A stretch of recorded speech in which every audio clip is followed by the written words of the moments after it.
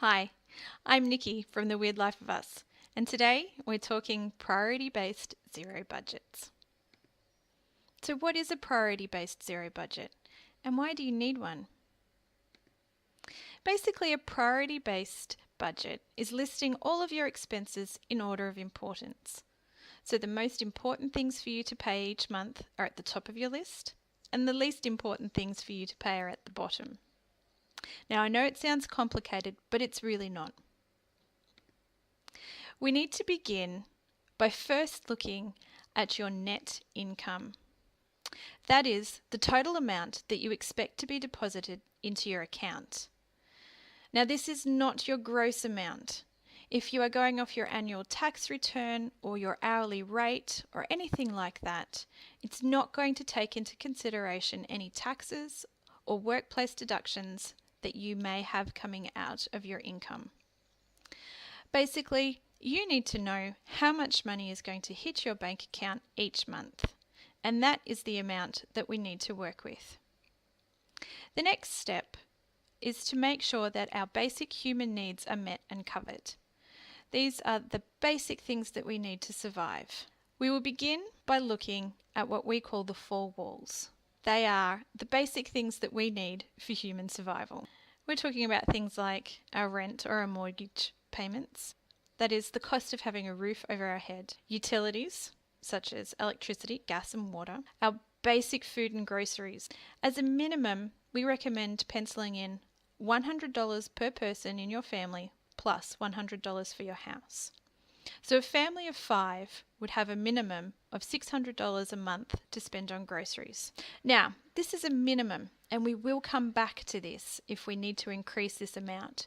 But for now, let's just pop those figures in. The final thing to put in the four walls category is basic healthcare and medical costs. These are things like prescription medication or doctor's visits if you have them regularly.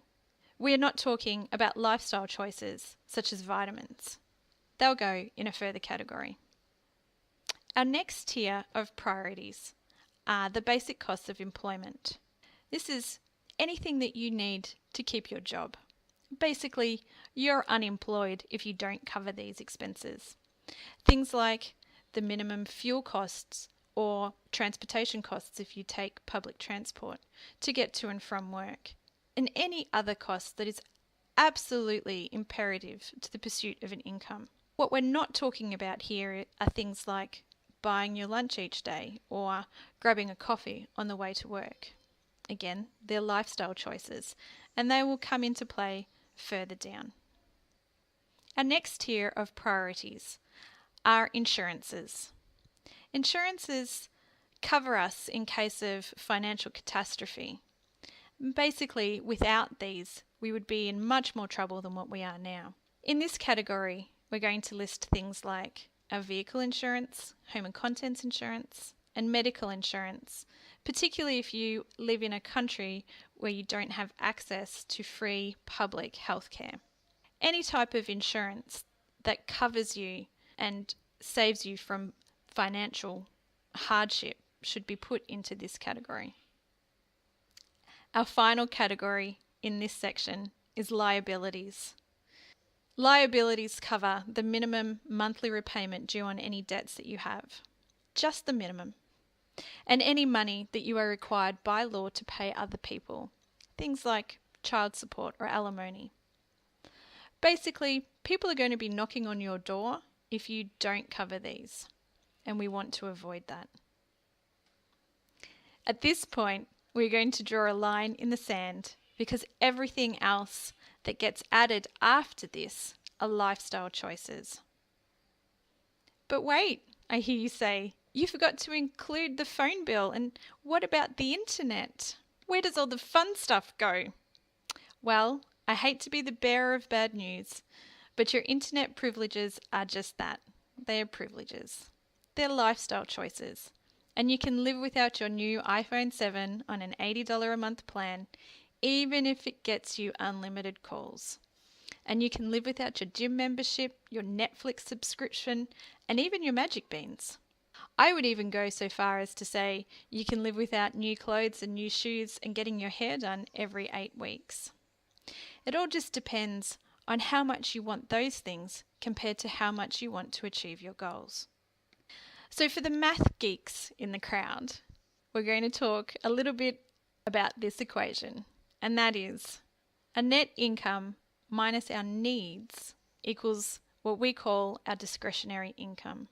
And our discretionary income is where all of our lifestyle choices must fit in. And now, this is where you get to play a fun little game called Would I Rather? Basically, now it comes down to how much do you want these things, these lifestyle choices, compared to how much do you want to achieve your financial goals. The more lifestyle choices you put in, the less disposable income you will have, and the harder or the longer it will take you to achieve your financial goals.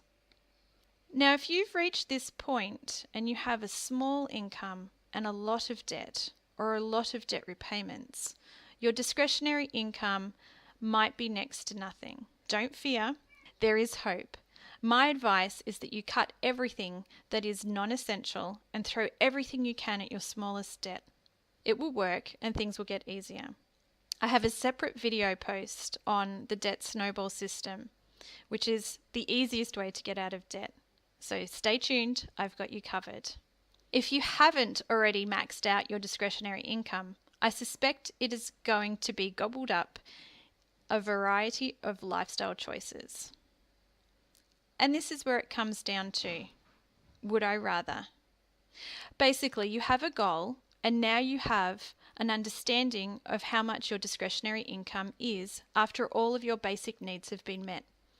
Every line you add to your budget now takes you one step further away from reaching your goal. Realistically, you are going to add lifestyle lines to your budget, and that's okay. But add those lines knowing that they are lifestyle choices that you are making and they are eating into your snowball. And make sure you can justify it as part of your budget. So, after liabilities, we are going to add contracted lifestyle expenses. These are things that you have signed up for with monthly billed amounts that are contracted and you can't get out of without paying some type of exit fee.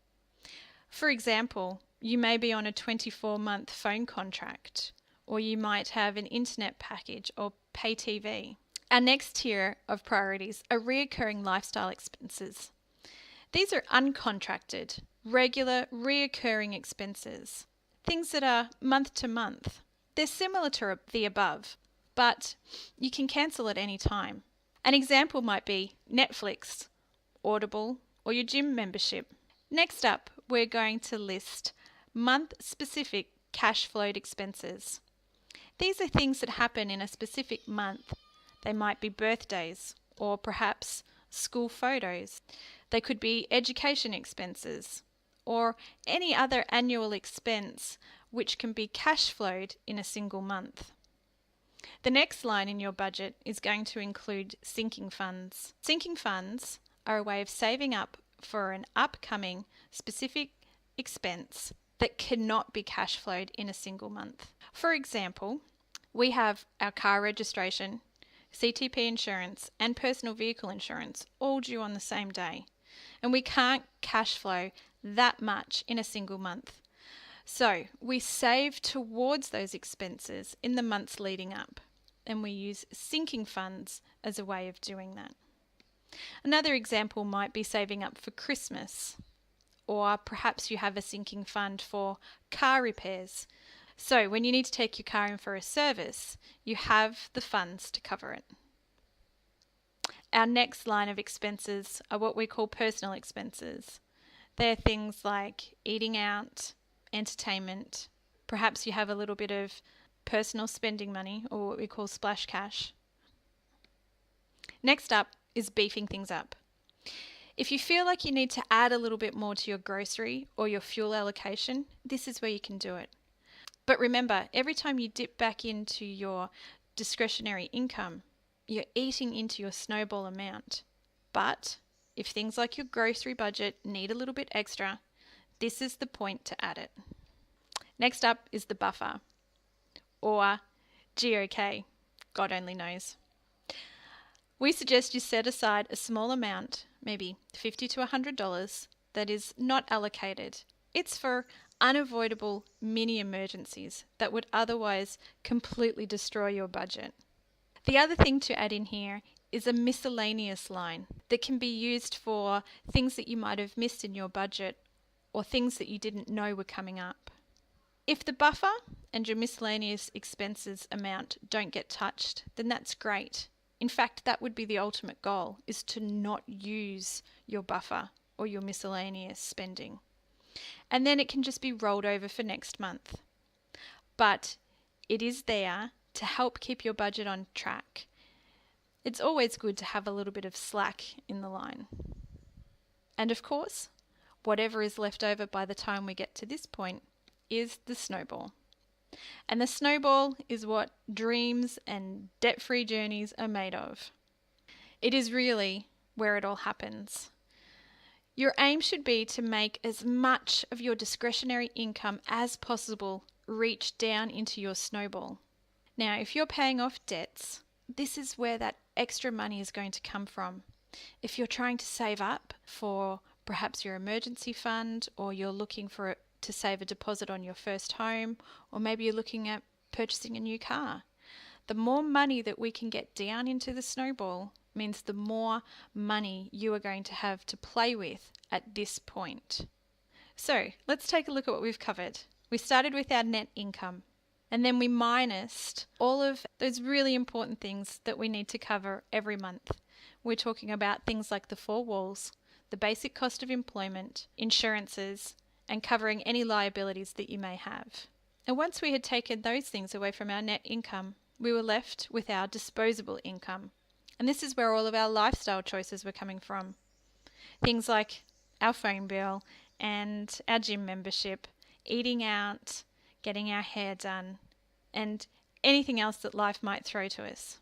Remember, these are choices though. And the more choices that we make in this area, the smaller our snowball is going to be. One of the fantastic things about a priority-based budget is that it really makes you think about the true cost of all of your lifestyle choices.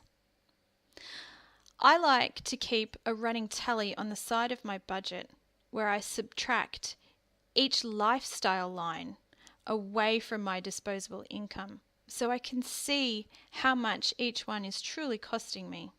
And it hurts to see my disposable income being eaten up by all of these little bits and pieces of lifestyle choices. A priority-based budget is also a really helpful tool for anyone who is on an irregular income. That means the amount of money that comes in week to week or month to month is not necessarily going to be the same.